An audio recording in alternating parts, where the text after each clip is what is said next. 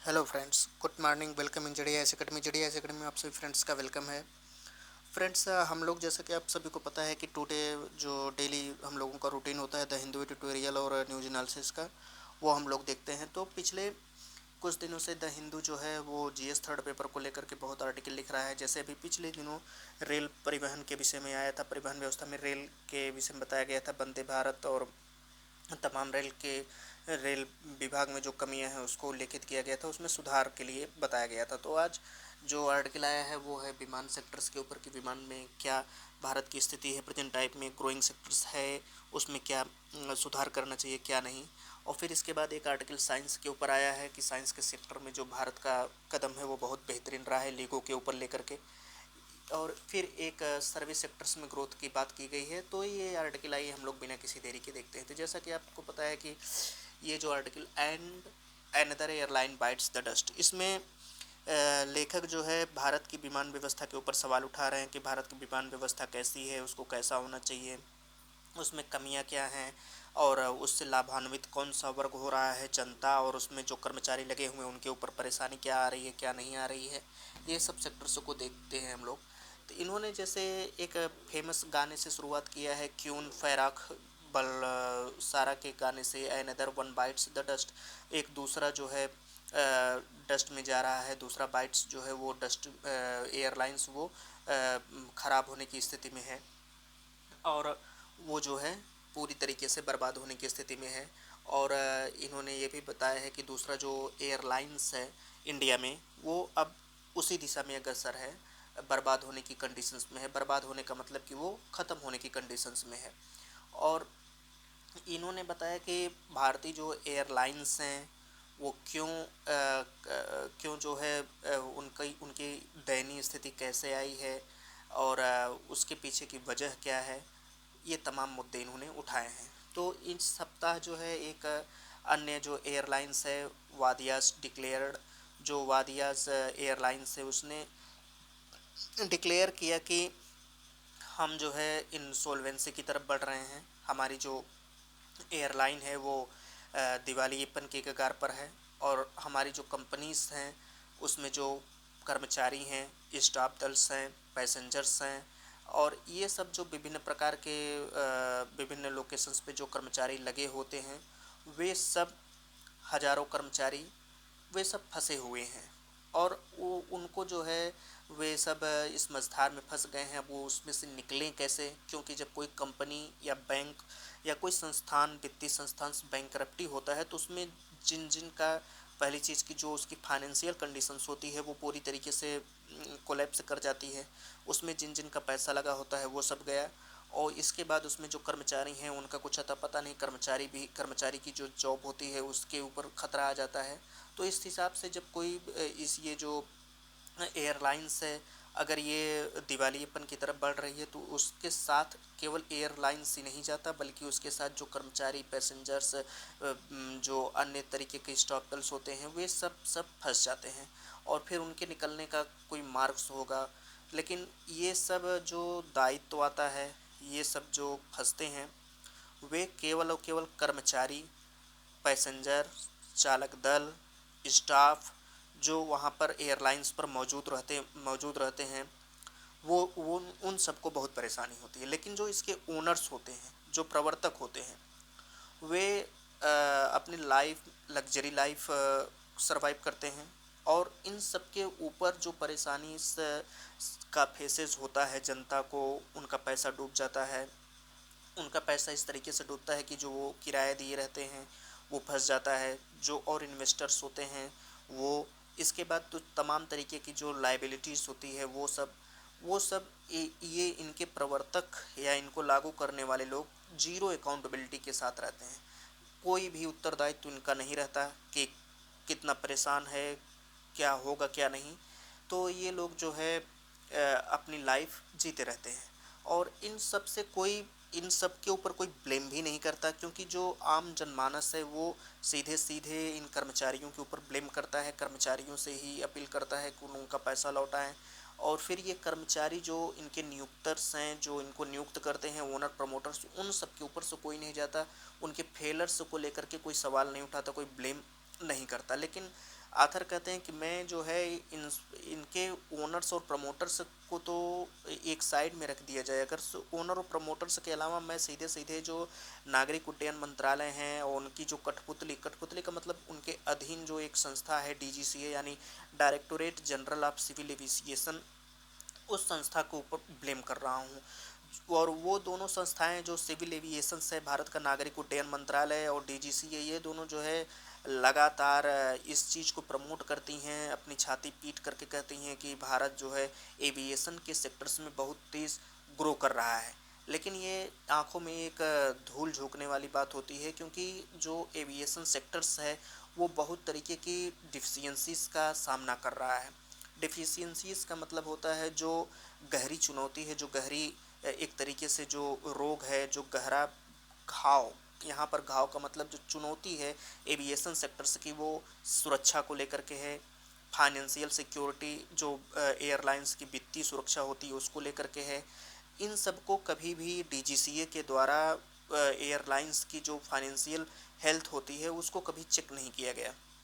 और क्यों नहीं चेक किया गया?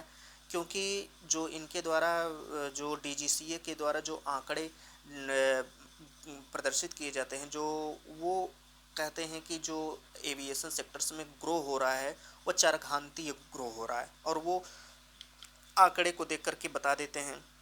और ये आंकड़े जो है वही जारी करता है जो इनके समर्थक होते हैं। तो ये आंकड़ेबाजी का जो ये खेल होता है भारत में एविएशन सेक्टर्स में, वो सीधे सीधे अंधी आंखों में धूल झोंकने का काम होता है, उसमें कुछ होता नहीं है। और फाइनेंशियल कंडीशंस इसकी एयरलाइंस की जो सेफ्टी का मुद्दा होता है वो धरा का धरा रह जाता है। और अगर पिछले 30 सालों में से देखें तो भारत की जो एयर कंडीशंस है, जो एयरलाइंस है, डामियाना, एनपीसी एयरलाइंस, एयर डेक्कन, सहारा, पैरामाउंट, किंगफिशर, जेट एयरवेज और इसके साथ साथ बहुत सारी एविएशन सेक्टर्स जो है उनकी जो वित्तीय कंडीशंस है वो सब फेलर्स की कंडीशंस में है। क्योंकि सन 2008 में जब वित्तीय कोलैप्स आया था, मतलब एक तरीके से पूरे विश्व में मंदी का दौर आया था, वित्तीय नुकसान हुआ था, तो उसका परिणाम जो था वो बहुत ही भयानक हुआ, क्योंकि सारे एयरलाइंस जो है वो प्रॉब्लम में आ गए। और जो बीइंग के प्रतिनिधित्व होते हैं वो सन 2009 में उन्होंने सीधा सिंगापुर जब ड्यूरेशन शो रहा था, एयर शो हो रहा था, तो उन्होंने सीधा बताया कि भारत के पास जो है 3 एयरलाइंस की जगह है, और इसके बाद जो है कंसोलिडेशन हो रहा है, मर्जर हो रहे हैं, इसके स्थान पर और सारे जो एयरलाइंस है वो सब मर्ज हो जाएंगे। क्योंकि वो जब ये कह रहे हैं तो जाहिर सी बात है वो इसके पीछे फाइनेंशियल कंडीशंस को उजागर करेंगे। फाइनेंशियल कंडीशन जो है वो ठीक ठाक ढंग से काम नहीं कर रही है, और जो एयरलाइंस है या तो वो मर्ज होंगे या तो ख़त्म हो जाएंगे, बात अंत में वही आएगी। लेकिन जो क्रोनिक कैपिटलिज्म होता है, जो वो केवल और केवल इनके फेवर वालों को, यानी कि जो जहाज चलाते जो जो जो इनकी कंपनियां हैं वो सब जो है इनके फेवर में क्रोनिक कैपिटलिज्म किया गया, जो इनके फेवर में जो है पूंजी दी गई, और कभी क्वेश्चंस भी नहीं उठाया गया। और बैंक जो है वो भी इन्हीं लोगों को फंडिंग पंपिंग करता रहा, और ये सब जो फंडिंग का पंपिंग था, ये सब नॉन परफॉर्मिंग एसेट के रूप में था। लेकिन कोई भी कभी इस पर सवाल नहीं उठाया कि ये गैर निष्पादित संपत्ति जो हो रही है, इन बैंक द्वारा इनको प्रमोट किया जा रहा है, बैंक द्वारा इनको फंडिंग किया जा रहा है। यही हिसाब इनका जो है किंगफिशर के जो डीजीसी ऑडिट थे उन्होंने भी इंडिकेट किया, क्लियरली रूप से उन्होंने बताया कि जो हमारी फाइनेंशियल स्ट्रेस है, फाइनेंशियल कंडीशंस है, वो हम लोग बहुत स्ट्रेस में हैं। तो ये सब जो है ये सब जो शर्तें हैं, ये सब जो सामान्य नियम है, इनका कहने का मतलब ये फ्रेंड्स कि जो एयरलाइंस की कंडीशंस है, एयरलाइंस के जो बोर्ड हैं, पहली चीज़ कि अगर उसकी दो पार्ट किए जाएं, एक इंटरनल पार्ट, एक जो बाहरी पार्ट है। इंटरनल पार्ट में उसके जो दो हैं, एक है उसके प्रवर्तक और स्वामी। इन लोगों को कोई मतलब नहीं है कि वहाँ पर क्या कंडीशंस है, फाइनेंशियल सेफ्टी को लेकर के क्या कंडीशंस है, पैसेंजर को लेकर के क्या कंडीशंस है, और जो वहाँ पर कर्मचारी हैं उनकी फाइनेंशियल कंडीशंस क्या है, जिन लोगों का पैसा फंसा है उसकी क्या कंडीशंस है। एक कंडीशंस तो ये हो गई, और इनका जो प्रवर्तक है वो अपनी लग्जरी लाइफ व्यतीत कर रहा है। और तीसरा जो एयरलाइंस मिनिस्ट्री होता है, जो सिविल एविएशन मिनिस्ट्री है, डीजीसी ऑफिस है, वो उसका सीधा का सीधा कनेक्शंस इनके प्रवर्तकों के पास होता है, और इनके जो प्रवर्तक हैं इनका सीधा कनेक्शंस होता है, उसमें रुपयों का आदान प्रदान होता है। फिर इसके बाद आप सबको पता है कि इनके जो रिलेशंस होता है पैसे देने के बाद, वो सीधे सीधे आंकड़ों की वाहवाही हो जाती है। आंकड़े देख करके डीजीसीए कहता है कि भारत का जो ग्रोइंग सेक्टर्स है वो बहुत स्ट्रांग हो रहा है, एविएशन सेक्टर से बहुत ही स्ट्रांग हो रहा है। एविएशन को लेकर के जो और बातें की जाती हैं वो केवल आंकड़े पर आधारित की जाती हैं। और जो पहले की तरह जो पहले जो एयरलाइंस बोर्ड था उसमें सिविल एविएशन और डीजीसीए के ऑफिस के लोग ही भरे रहते थे, और वही निर्धारित करते थे कि भारत में जो कितनी एयरलाइंस चलेंगी, ऑपरेट कितना किया जाएगा, पब्लिक के सामने कितना लाया जाएगा, ये सब बातें निकल कर के सामने आती हैं। फिर डीजीसीए जो कभी अब ये कहते हैं कि ये जो एविएशंस की जो कमी है, वो एविएशंस की कमी तो एक तरफ है, लेकिन जो डीजीसीए का सिविल एविएशन रिक्वायरमेंट होता है डेली जो सूचीबद्ध ट्रांसपोर्ट ऑपरेशंस के लिए, यानी कि जैसे ट्रेनों का होता है कि नियमित स्थान पर ट्रेनें कितने बजे कब कितनी मात्रा में जाएंगी, वही हिसाब जो है विमान सेक्टर से का होता है कि विमान में कितना ले जाएगा। क्लियरली उनको जो है मिनिमम रिक्वायरमेंट उन्होंने बताया कि स्टार्टिंग जो रनिंग होता है वो एयरलाइंस के लिए पहली चीज़ की फाइनेंशियल रनिंग होना चाहिए, आपके पास फाइनेंशियल स्ट्रांगनेस होना चाहिए, क्रू मेंबर्स होने चाहिए, जो वहाँ के कर्मचारी संख्या होते हैं वे आपके पास अधिक मात्रा में होने चाहिए, अदर स्टाफ होना चाहिए, जो रूट प्रोजेक्ट होता है अन्य जो स्टाफ होते हैं वो आपके पास होने चाहिए। ये डीजीसीए की तरफ से रिक्वायरमेंट थी एविएशन की कि ये आप जो है डेली जब आप ट्रांसपोर्ट करेंगे तो आपको इतना मिनिमम होना चाहिए। लेकिन इसके बावजूद जो है जो एयरलाइंस ने घोषणा की कि मंत्रालयों और डीजीसीओ के आशीर्वाद से सब कुछ बहुत अच्छा चल रहा है, और उन्होंने भव्य तरीके से घोषणाएं की। और ये घोषणाएं जो की गई थी डीजीसीए और मिनिस्ट्री के द्वारा, एविएशन मिनिस्ट्री के द्वारा, कि बिना उनकी फाइनेंशियल सिक्योरिटी को चेक किए हुए, बिना चालक दल की संख्या को चेक किए हुए, इंजीनियर्स को चेक किए हुए, केबिन मेंबर्स को चेक किए हुए, ये सब जो मिनिमम रिक्वायरमेंट्स थी इन सब को बिना चेक किए हुए उनके द्वारा भव्य तरीके से घोषणाएं की जाती हैं और की जा रही हैं।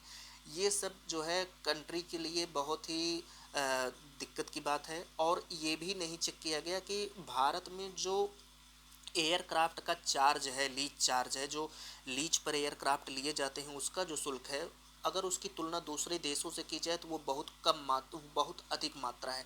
दूसरे देशों में इसका चार्ज कम है, जबकि अपने देश में भारत में इसका चार्ज मैक्सिमम है। तो ये जो है क्यों इस तरीके से हो रहा है, इसको भी चेक नहीं किया गया।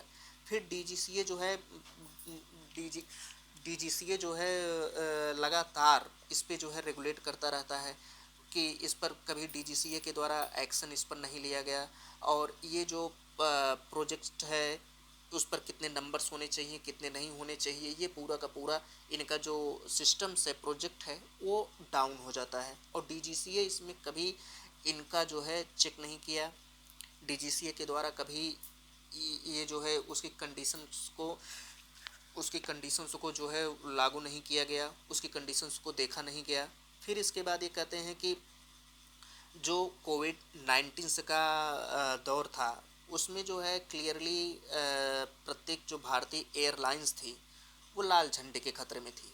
लाल झंडे का मतलब कि वो खतरे के निशान में थी। ये बहुत ही दिक्कत की बात है, बहुत ही चिंता की बात है कि एयरलाइंस जो है और इसमें जो किया गया इंक्लूड उनकी जो फेसेस किए गए ट्रेनिंग और सेफ्टी को लेकर के एयरलाइंस को, उसमें वो चेक किए गए। फिर ये सब कहा गया कि एयरलाइंस जो है वो सिविल एविएशंस मंत्रालय से जैसे गर्भनाल से जुड़ा होता है, माँ के पेट से गर्भनाल से एक कार्ड होता है, गर्भनाल कार्ड होता है, नली होती है, उससे जुड़ा होता है। ठीक वैसे ही जो मिनिस्ट्री ऑफ सिविल एविएशन है वो और जो इनके एयरलाइंस के नियोक्ता होते हैं इनका जो संबंध होता है ठीक वैसे ही होता है। तो कैसे जो है फिर इसमें चेक हो, कैसे सारी चीज़ें व्यवस्थित ढंग से चलें, कैसे कैसे जो है डीजीसीए जो है इसको कायदे से ऑडिट करे, फाइनेंशियल ऑडिट करे, भारत में जो एयरलाइंस हैं वो कैसे उसके बारे में सही आंकड़े पब्लिश रूप से पब्लिक ही आ पाएँ। तो जब इनका रिलेशंस इतना स्ट्रांग होता है, फिर ये वार्निंग्स दे रहे हैं, सिग्नल्स को कंप्लीट कर रहे हैं कि जो क्या कहते हैं, सेवरल एयरपोर्ट्स हैं भारत में, बहुत सारे जो एयरपोर्ट्स हैं उसमें नंबर ऑफ एक्सीडेंट होते हैं, सीरियस इंसिडेंट होते हैं, और फिर उस पर जो ये एक्सीडेंट और तरह तरह की जो चुनौतियां हैं वो खतरे की घंटी हैं, रेड फ्लैग हैं। और पैसेंजर तो लकी थे कि वो उनको कुछ हुआ नहीं, वो कम ही हालत में वो जो है सब बाहर निकल आए। जब ये कोरोना कोविड-19 के केसेस हुआ था, यहाँ पर आथर कहते हैं कि पैसेंजर आर लकी, पैसेंजर तो लकी थे कि उनको कुछ हुआ नहीं, वो बहुत कम नुकसान के साथ अपने बाहर निकल आए। लेकिन जो एयरक्राफ्ट की चुनौती थी वो क्या थी, वो इंसिडेंट को लेकर के थी इन भारत में। और फिर इसके बाद जो है ये कहते हैं कि जो कंपनीज़ हैं लीजिंग पे जो जहाज़ को देती हैं लीज को चलाने के लिए, वो अगर कोई एयरक्राफ्ट की कंपनी लीज पर कोई जहाज़ ले रही है और उसका शुल्क नहीं अदा कर पा रही है, तो वो क्या काम करते हैं कि लीज से वापस ले लेते हैं। और इस तरीके से वहाँ पर जब जहाज़ को लीज से वापस ले लेते हैं, तो एयरपोर्ट्स और जो फ्यूल चार्ज होता है और तरह तरह की जो कैरी ऑपरेशंस होता है, उसका सब कुछ जो होता है उसमें बहुत परेशानी का सामना करना पड़ता है। और इस तरीके से अगर फिर एयरलाइंस जो है वो डिक्लेयर कर देती है कि जो फ्लाइट था वो ऑपरेशनल रीजन की वजह से कैंसिल हो गया। और ये सब जो होता है कैरी ऑपरेशन, मतलब ले आने गंतव्य स्थान पर ले आना और ले जाना, और वहाँ तक का ईंधन, और ये सब जो है फाइनेंशियल हेल्थ जो होता है एयरलाइंस का, वो सब ख़राब हो जाता है। और फिर इनको जो है अनाउंस करना पड़ता है। एक आसान शब्दों में अगर कहें तो डीजीसीए का जो कलेक्शंस हो, जो डीजीसीए जो पब्लिश करती है डाटा फ्लाइट का, वो वो जो है, जो आंकड़े डीजीसीए के द्वारा प्रदर्शित किए जाते हैं, पहली चीज़ कि वो आंकड़े इंटरनली रूप से ठीक नहीं रहते हैं। और उन आंकड़ों को जो तैयार करता है, उन आंकड़ों के आधार पर जो बातें कही जाती हैं वो ठीक नहीं है।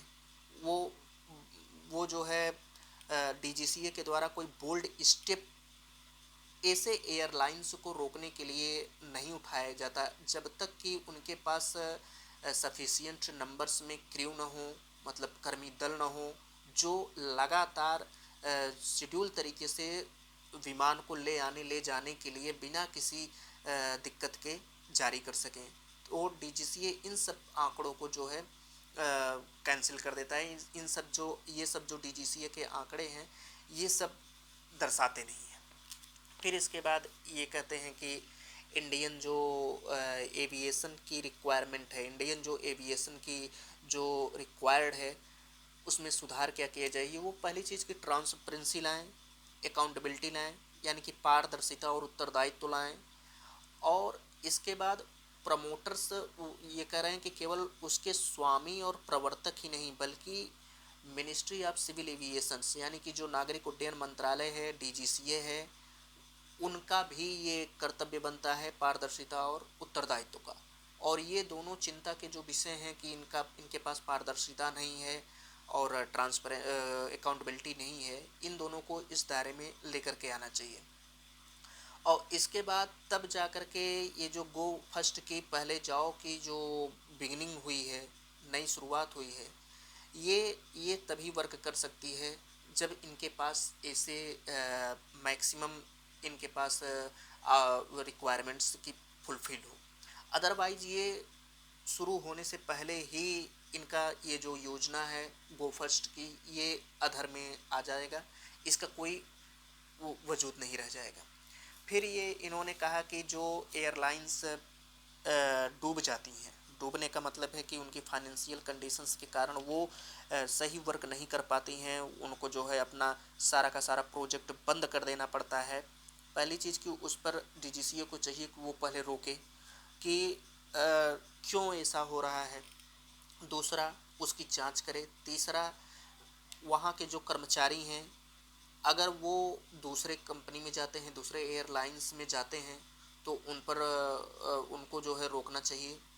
और तीसरा जो है, जो एयरलाइंस एकाएक बंद हो जाती है, जैसे 2016 में मनी को लेकर के घोषणा हुई थी नरेंद्र मोदी जी के द्वारा, प्रधानमंत्री नरेंद्र मोदी जी के द्वारा, कि अ, आज से जो है 500,000 के नोट बंद कर दिए जाते हैं। इसी तरीके से जो एकाएक घोषणाएं एयरलाइंस के द्वारा की जाती हैं कि ऑपरेशनल तरीके से ये अब बंद की जा रही है, तो उसमें जो जिनका पैसा लगा होता है, पहली चीज़ की ये कह रहे हैं कि उसके लिए अतिरिक्त कोष होना चाहिए कि अगर इस तरीके की कोई घटना होती है तो उनका पैसा वापस किया जाए। इस तरीके का कोई फंड अतिरिक्त होना चाहिए।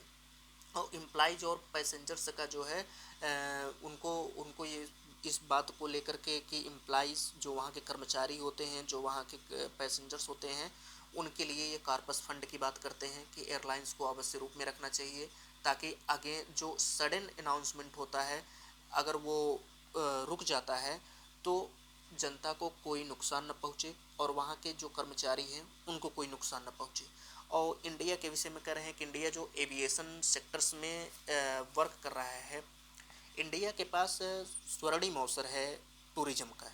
और टूरिज्म जो है, टूरिज्म में इन्होंने देखिए जोड़ा है एविएशन सेक्टर को टूरिज्म से। अब टूरिज्म के सेक्टर्स में एविएशन बहुत ग्रो कर सकता है, वो एक ग्रोइंग इकोनॉमी लेकर के चल सकता है। लेकिन एक ग्रोइंग इकोनॉमी तभी वर्क कर सकती है जब आप इसकी फुलफिल कंडीशंस को पारदर्शी तरीके से लागू कर सकें। ये जो कंडीशंस होती है, अगर ये आप नहीं कर सकते हैं, मिसमैनेज्ड करते हैं, एयरलाइंस को मिसमैनेज्ड करते हैं, तो आप इस अवसर को किल कर रहे हो, आप यहाँ पर नहीं अचीव कर पाओगे।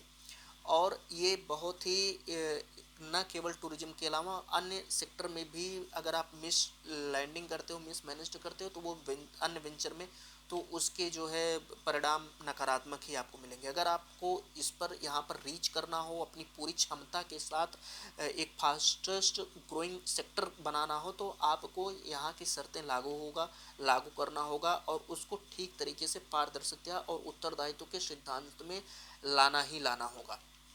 कैसे पारदर्शिता और उसका सेक्टर्स जो है वो, उसमें आपको फाइनेंशियल कंडीशंस देखना होगा, क्रू मेंबर्स देखना होगा, इंजीनियर्स देखने होंगे, और इसके बाद वो एक अतिरिक्त कोच देखना होगा जो शेड्यूल तरीके से लागू करे कि विमान आ रहे हैं नहीं आ रहे हैं, स्टाफ मेंबर्स देखना होगा। ये तमाम जो फैक्टर्स होते हैं, तमाम जो घटक होते हैं, उसको देखते हुए न केवल वहाँ के प्रवर्तक और स्वामी को जो उस कंपनी को चला रहा है, बल्कि मिनिस्ट्री ऑफ एविएशन जो नागरिक उड्डयन मंत्रालय है और डीजीसीए है, उन दोनों को भी उत्तरदायित्व का सिद्धांत लेना ही लेना होगा। तब जा करके आप इसको टूरिज्म से कनेक्ट करके फास्टेस्ट ग्रोइंग इकोनॉमी का रूप दे सकते हो। ये बात पूरी की पूरी निकल करके सामने आई। ये आपका जो है परिवहन कैसे, विमान सेक्टर्स में कैसे सुधार हो सकता है, ये पूरा का पूरा उस पर वक्तव्य था। ये भी एक